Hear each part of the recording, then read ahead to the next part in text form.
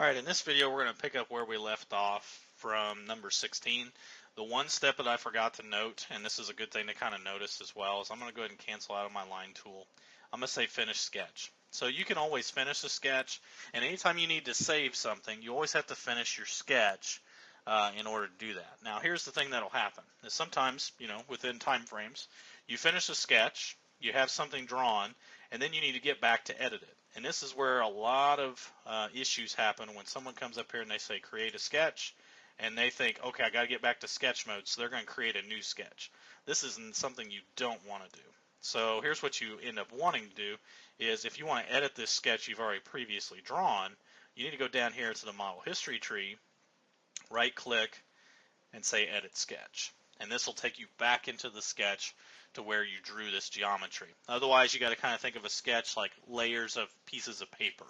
So, it's like you drew this on one piece of paper. Whenever you say new sketch, it's like laying a new piece of paper on top of it.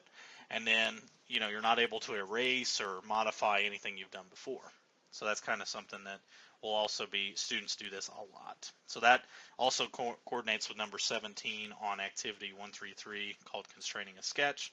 And that's going to be what we're looking at. All right, number 18 says try clicking and dragging on some of the lines, see the sketch behavior, how it kind of reacts. So you'll notice it can really, when you don't have a lot of constraints in there, the original shape of the sketch can get really, distorted without constraints. And what we're going to do is we're going to start looking at adding some manual constraints as we do that. So some things here on number 19, they want to maintain lines 1 and 9 should always be parallel with each other. So as we do that, line 6 should always remain parallel with the x-axis despite the revision of the orientation from a line. Lines 5 and 7 should always be kind of the same length. So those are some things that we're not really seeing, that some of those things. And what we're going to end up doing is we're going to start adding some, since we're kind of seeing, like for example, that last one require line 3 and line 8 align horizontally so they move up and down together. So there we're not really seeing some of those relationships really happening. So like here's line 3, here is, here's line 8. I believe they mean line 9, so that when you move them horizontally, they will be in the same position. And again, we're kind of going through and kind of looking at some of those different things as well. So what we're going to do is very similar to that original sketch. What this activity is going to have you do is they want you to, as you kind of move down through the activity, we're going to add geometric constraints to enforce those restrictions, and then we're going to end up kind of taking a look at how we can go through and make sure these lines are going to maintain those relationships. Okay, so as you take a look, let's go ahead and do this. As we look at number 19, we'll say that lines 1 and 9 should always be parallel. So as you end up seeing these, so this is line 9, this is line 1. So let's go ahead and let's start looking at what kinds of constraints we have. Here's our parallel constraint. You can also hit the drop down and see the names with them as well. As you start using Fusion more, you're going to see, you're going to know what those icons mean. Okay, so I'm going to use parallel.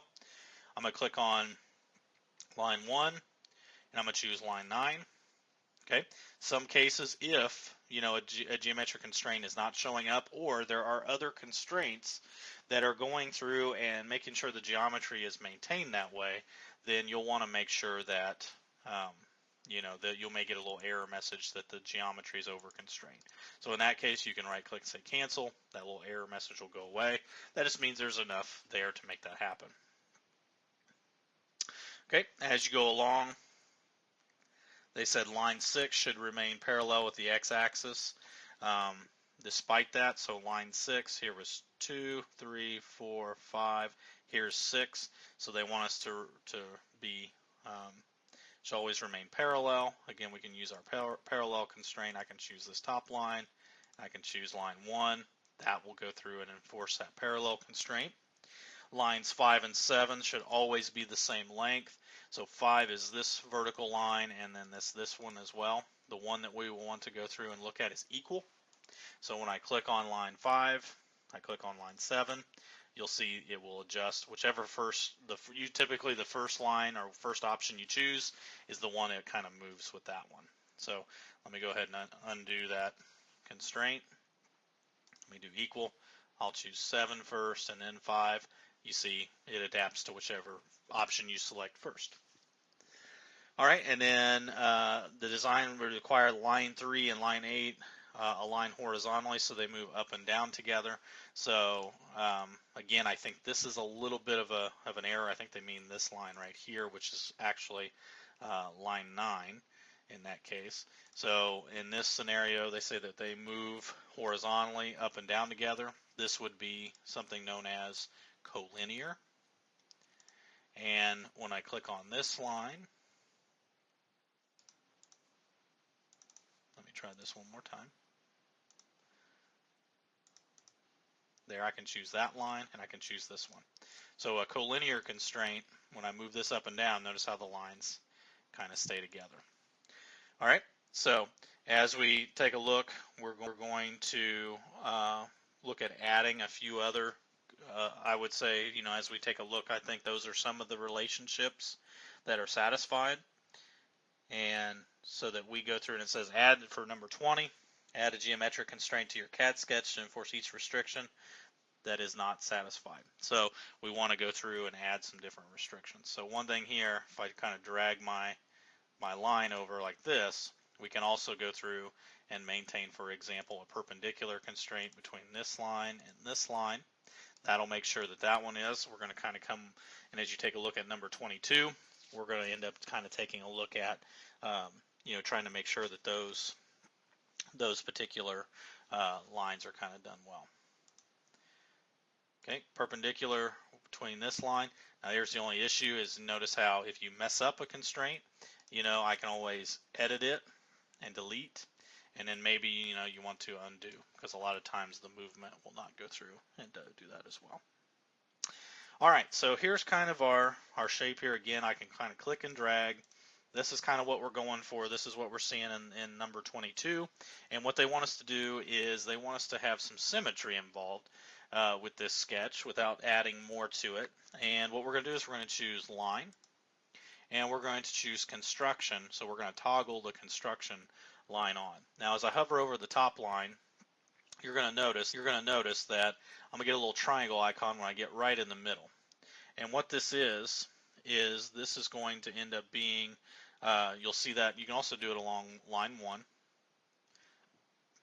There we go. So you see that little X icon. It's got a little midpoint. So the triangle icon. And you want to move the cursor up until, it goes through and it hits that, until it hits the midpoint for line 6. So the midpoint for line 1 and line 6 are done, and then we want to add a vertical constraint, so which can be done by using the horizontal vertical option, and I can click on the construction line. So what that does is we've made coincident constraints between the midpoints of the top line 6 and the bottom line 1, and then we forced the movement there, so that way the construction line has to be there. All right, number 23 says we're going to fix the midpoint of line 1 to the origin on the sketch plane. So we always want to go through and tie to the origin, and what we're going to end up doing here is we're going to add a coincident constraint. So I'm going to take coincident. Again, if you need to take a look at the letterings to know what these are, I'm going to choose the endpoint of the construction line, and I'm going to choose the origin. That's going to move and shift the entire sketch over. To keep this from moving, you see that bottom line is going to become black because now we're tied to the origin. If we want to fix it there, we could always use as well the fix icon, and we could always have done that as well. The fix icon locks movement in places, but the origin is a fixed point in space, so as soon as we tie that together, it's going to go through and automatically do that. And since this line is black, that means there's no more constraints. We'll over constrain this sketch when that happens. Okay, so as we take a look they want us to go through number 24. They want us to draw a circle on our sketch as shown in the object in the document. The center of the circle should meet the following constraints. So I'm going to take my center point circle, approximately where we have it, and I'm just going to draw one. Now, one thing that'll happen, that as you draw, you'll see mine, I have construction lines. I'm going to right click and say OK. If I select my circle, I'm going to toggle that construction off. So I forgot to change that. It's just a real quick thing. And here you'll see it's still highlighted in blue. I'm going to turn that off so that way everything I draw after this will not be construction lines. Okay, we're going to, as we take a look, we are going to end up, looks like we're going to have a vertical construction line as noted from the picture, and we're going to tie it, so I need to toggle construction on. I'm going to find that midpoint, and I'm going to draw. It looks like it's not going to really connect over. It's just going to be click and set there. Okay. There we go. And what we're going to end up seeing, it says we want on a vertical line through the intersections, through the intersection of lines 3 and 4, we want and we want it to be tangent to the horizontal line there on line 2. So what we're seeing here is they have intersections of lines 3 and 4. So here's line 3, here's line 4. They want the center point of the circle to be vertically constrained to where this point is. What we can do is we can choose horizontal, vertical. I can choose this point, and I can choose the circle. That way these 2 points are now vertically constrained together. And then what we want as well, I'm going to make this circle just a little bit smaller because you're going to see the effect of this a little bit better when I do that. We are going to take a look at tangent, and I'm going to choose the circle, and I'm going to choose the line that is drawn through there. So what tangent does is it makes sure that that circle is going to go through and touch on the outside edge. It's going to be tangent to that line that we just created, and you'll see it did shift the sketch a little bit as we did that. Okay, and it says for 25 we're going to mirror the circle across the construction line. What constraint was automatically applied when we do that? So let's take a look.